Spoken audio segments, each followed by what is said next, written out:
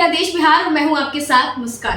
देखिए, बिहार में प्रतिभाओं की कमी नहीं है। चाहे बिहार में यूपीएससी टॉपर्स की बात करें या फिल्मी जगत में कदम रखने वाले सितारों की, बिहार से कई ऐसे प्रतिभाशाली जो एक्टर्स हैं या एक्ट्रेसेस हैं निकले हैं। जैसे हम एग्जाम्पल ले सकते हैं, मनोज बाजपेयी हो गए, सोनाक्षी सिन्हा हो गई, नेहा शर्मा हो गई, और ऐसा ही एक उभरता सितारा हमारे साथ आज मौजूद है, दीपाली गौतम। बहुत बहुत स्वागत है दीपाली आपका हमारे चैनल में। अच्छा, अब दीपाली के बारे में बात करते हैं। दीपाली ने अपनी पहली मूवी सुपर 30 की है, जिसमें उन्होंने कुसुम का रोल निभाया। दूसरी मूवी भोला में इन्होंने नैना का रोल निभाया, और अब इनकी नई मूवी टीवीएफ में नई सीरीज आ रही है जिसमें इन्होंने लीड रोल में काम किया है। हम दीपाली से जानेंगे उनका सफर। बहुत बहुत स्वागत है दीपाली। Thank you. तो कैसे शुरू हुआ है आपके करियर का जो सफर है, वो कैसे शुरू हुआ? कैसे फिल्मी जगत में इंटरेस्ट आया, क्या हुआ? जी, तो अगर मैं इंटरेस्ट की बात करूँ तो मेरा फिल्म्स और इन सब से कोई लेना देना था नहीं। जब हम स्कूल में थे उस टाइम पे स्पोर्ट्स में ज़्यादा मेरा इंटरेस्ट रहता था। जी। तो हर स्कूल में red house, blue house, yellow house, green house, ऐसे ऐसे हाउसेज होते हैं। तो हम उस टाइम पे ना स्पोर्ट्स भी करते थे और थोड़ा बहुत मेरा एलिक्यूशन, डिबेट, ये सारी चीज़ में हम रहते थे। तो हमारे हाउस की कैप्टन थी विजया दी, तो उनका कहना था कि आजा वन एक्ट प्ले में एक्टिंग करते हैं। बोले कहाँ फंसा रहे हो मेरे को एक्टिंग। कौन से स्कूल से है दीपाली आप? Saint Karen's High School. अच्छा।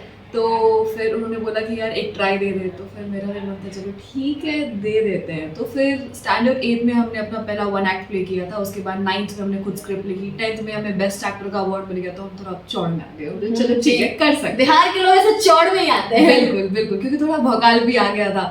उसके बाद 10th में मुकेश छाबड़ा कास्टिंग कंपनी हमारे स्कूल में आई, और मेरा ऐसा पढ़ने का मन नहीं था, क्लास करने का मन नहीं था। तो हम चले गए ऊपर ऑडिशन देने के लिए। तो 1 महीने तक, आई थिंक 1-1.5 महीने तक कोई खोज खबर थी नहीं। और अचानक से एक दिन मुकेश छाबड़ा कास्टिंग कंपनी के कुछ लोग आए और वो मेरे से पूछ रहे थे ये जो लड़का है ये कौन से क्लास में। और हम ये सोच रहे हैं हम एक्टिंग करते हैं, मेरा नहीं हुआ, इसका पता नहीं कैसे हो गया। फिर अचानक से बिल्डिंग में अनाउंसमेंट हुई, अच्छा। Deepali Gautam please report to the principal's office. अब हम ये सोच रहे हैं कि हम क्या कर दिए। फिर हम गए प्रिंसिपल ऑफिस, वहाँ पे फिर मैम ने बोला कि तुम्हारा सिलेक्शन हो गया है एक फिल्म के लिए। बट सिर्फ वही एक दायरा नहीं था, उसके बाद 3 राउंड ऑफ ऑडिशंस हुए, वर्कशॉप्स हुए, उसके बाद फिर सुपर 30 हैपेंड। सुपर 30 आने के बाद काफ़ी सारे प्रोजेक्ट्स थे, बट फिर लॉकडाउन आ गया जी। उसके बाद भोला हुई, एंड भोला के बाद फिर अभी संदीप भैया है।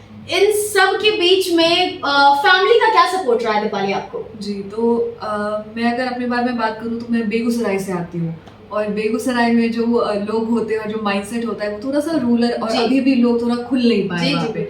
But in spite of that I think that I am very lucky that I have got the incredible parents. And मेरे फादर और मेरी मदर दोनों ने बहुत ज़्यादा सपोर्ट किया है। And my little brother who is in standard 11th, उसका भी काफ़ी ज़्यादा सपोर्ट रहा है।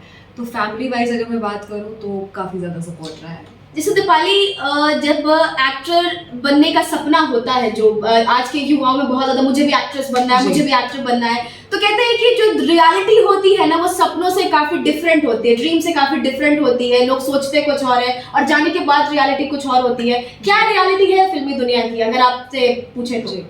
अगर मुस्कान, मैं आपसे अगर पूछूं कि आपको कोई एक फिल्म है वो आपको कैसी लगी, तो आप क्या कहेंगे? आप एक वर्ड में बता देंगे यार ये फिल्म अच्छी नहीं थी, यार पता नहीं क्या ही बना दिया है, आप सीधे कह दोगे आप? हाँ। बट एक फिल्म को बनाने में कितनी ज़्यादा मेहनत लगती है वो आपको वहाँ जाने के बाद पता चलती है। क्योंकि एक जो पूरा क्रू होता है 100 से 150 लोगों का, वो सिर्फ एक ऐसी फिल्म बनाने में या एक ऐसी सीरीज बनाने में लगा होता है जो लोगों को पसंद आए। तो बाहर से जितनी ये दुनिया ग्लैमरस दिखती है, बिल्कुल ऐसा नहीं है, बिल्कुल भी ऐसा नहीं है। लोग इतनी मेहनत करते हैं, और बहुत लोगों को लगता है कि एक्टर्स की लाइफ जो होती है वो बहुत लाविश होती है, और गाड़ियों में घूमते हैं वो, बहुत नॉर्मल और ऐसा वैसा उनका लाइफ नहीं होता होगा, बहुत ही ज़्यादा लाविश और लग्जूरियस रहता होगा, और उन्हें तो मेहनत करने की जरूरत नहीं पड़ती होगी, बस आए गए, थोड़ा मोड़ा एक्टिंग किया और निकल गए। बिल्कुल, जहाँ तक है लोग ऐसा ही सोचते हैं। बट एक एक्टर को वो जो कैरेक्टर प्रिपेयर करने में जो टाइम लगता है उसका अंदाजा आप नहीं लगा सकते हैं, क्योंकि स्क्रिप्ट रीडिंग सेशंस होते हैं, एक्टर अपने आप को प्रिपेयर करता है, उस कैरेक्टर में डालता है। क्योंकि एक्टिंग सिर्फ टीवी पे जाके कर देना, वो आपको भी एक्टिंग ही लगेगा जी। जब तक आप उस कैरेक्टर को समझोगे नहीं, आप उसकी नींव तक नहीं जाओगे, आपको नहीं पता चलने वाला है। तो आई थिंक कि जो एक्टर बनने का जो सफ़र होता है ना, वो सबसे पहले आप एक तो रीड आप जितना करोगे ना उतना ज़्यादा आपके अंदर जो है चीज़ें बढ़ती चली जाएंगी, वोकैबुलरी स्ट्रांग होगी। फिर उससे क्या होता है ना कि आपका जो माइंड है वो भी खुलता है। जैसे जैसे आप पढ़ाई करते चले जाते हो और आप रीड करते हो, माइंड बहुत खुलता है। तो एक्टर होने के लिए एक तो कम्युनिकेशन बहुत इम्पोर्टेंट है, एंड आपको एक्टिंग पे आपको बहुत फोकस करने की जरूरत है। एक्टिंग करने के लिए आपको एक्टिंग नहीं करनी होती है, प्लीज आप ये चीज माफ करें। कैरेक्टर्स में उतरना पड़ता है। बिल्कुल बिल्कुल। कितना समय लगा दीपाली गौतम को नैना बनने में? नैना से फिर उसके बाद अभी जो आप नया सीरीज कर रही हैं और भी कैरेक्टर्स जो आप ढलते जा रही है, कितना समय लगता है? आई थिंक हर एक कैरेक्टर अपने आप में एक नया कैरेक्टर होता है, और नैना की अगर बात करें तो नैना आई थिंक बहुत रिलेटेबल था मेरे लिए, क्योंकि मेरे लड़के ही दोस्त हैं, लड़कियों से वैसी बन नहीं पाती है हमारी। तो उसमें भी हमारे 3 दोस्त थे, चेतन, प्रियांक और मुकुंद। तो उनसे घुल मिलकर, और मेरी एक ऐसी पर्सनालिटी है कि मैं बहुत एक्सट्रोवर्ट हूँ, तो मैं बहुत जल्दी घुल मिल जाती हूँ, तो वो एक अलग ही था। तो उसमें काफ़ी ज़्यादा परेशानी नहीं हुई मुझे।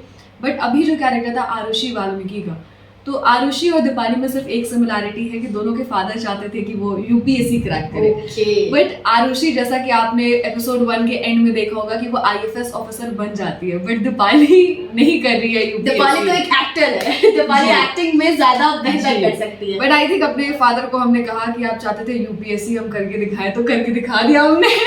ये कहीं ना कहीं रील और रियल, मतलब आपने दोनों ही तरीके से अपने फादर को प्रूव कर दिया। और आप ये देखिए कि बिहारियों में यूपीएससी का क्रेज कितना बिल्कुल है कि हम टीवीएफ में जाके भी यूपीएससी ही करके आए। कहीं ना कहीं ये बिहारी जो है ना, ये जो रूढ़ हमारे अंदर जो रीढ़ है वो छूट नहीं रही है। बिल्कुल।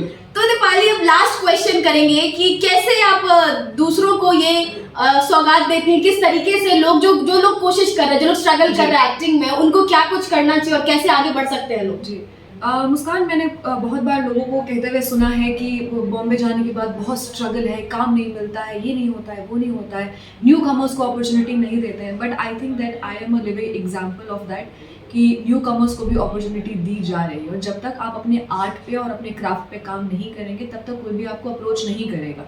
आप अगर किसी चीज़ की तरफ आगे बढ़ रहे हैं तो इट्स वेरी इंपॉर्टेंट कि सामने वालों को वो चीज़ दिखनी चाहिए, क्योंकि आप जितना विजिबल रहेंगे उतना लोगों को पता चलेगा। एक्टिंग की बात करें तो वर्बल कम्युनिकेशंस, एक्सप्रेशंस, थिएटर, हालांकि मैंने थिएटर कभी नहीं किया है, बट अगर मुझे मौका मिलेगा तो मैं ज़रूर थिएटर करना चाहूँगी, क्योंकि उससे एक्सपीरियंस काफ़ी ज़्यादा मिलता है। तो theatre is a very good thing. यहाँ पे बहुत सारे, बिहार में बहुत ज़्यादा थिएटर वर्क लोग करते हैं, प्रेमचंद हो गया, कालिदास हो गया, यहाँ पे जाके आप थिएटर कर सकते हो। और बाकी जितने भी एक्टर्स हैं यार, स्काई इज़ द लिमिट। सो आगे बढ़ते चले जाओ, और जो भी मन में आ रहा है, और जितने भी लोगों को ऐसा लगता है कि acting is not a good career, I must tell you it is a good career. और जितने भी पेरेंट्स ये चीज़ देख रहे हैं, आई थिंक मैं आपको बस यही कहना चाहूँगी कि हमारे फैमिली में भी लोग पहले नहीं मान रहे थे, बट इसके बाद जब उन्हें अपॉर्चुनिटीज़ दिख रही हैं, वो हाँ कर चुके हैं, और हमारे लिए इससे बढ़ के और कोई बात नहीं है। तो जो भी बच्चे हैं और जो भी पेरेंट्स हैं, कीप सपोर्टिंग योर चाइल्ड। और जो भी यंगस्टर्स देख रहे हैं, अपने ड्रीम्स में बिलीव करो, और यार follow your passion, just follow your passion.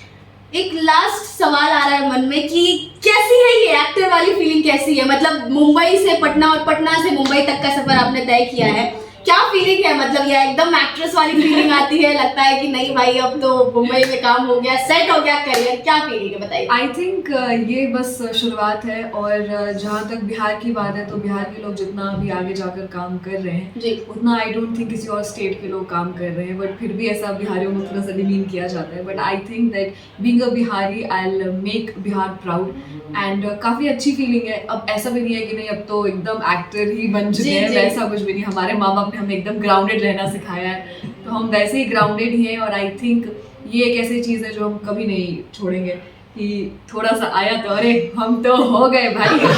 वैसा बिल्कुल भी नहीं, वैसा बिल्कुल भी नहीं। तो thank you so much Deepali. देखिए ये हमारे साथ दीपाली गौतम थी, जिन्होंने अपना पूरा करियर, अपने लिविंग एग्जाम्पल है जो एक्टर और एक्ट्रेस, जो बच्चे और जो लोग बनना चाहते हैं, बिहार जैसे छोटे स्टेट से मुंबई तक का सफर तय करना, और एक नया चेहरा उभर कर हमारे सामने आ रहा है। हम दीपाली को गुड लक विश करते हैं और ऑल द बेस्ट करते हैं आपके अपकमिंग प्रोजेक्ट्स के लिए। Thank you so much. तब तक के लिए आप हमारे फेसबुक पेज को लाइक, शेयर और कमेंट्स जरूर करें, और यूट्यूब चैनल को सब्सक्राइब करें, और देखते रहिए ग्रह देश बिहार। धन्यवाद।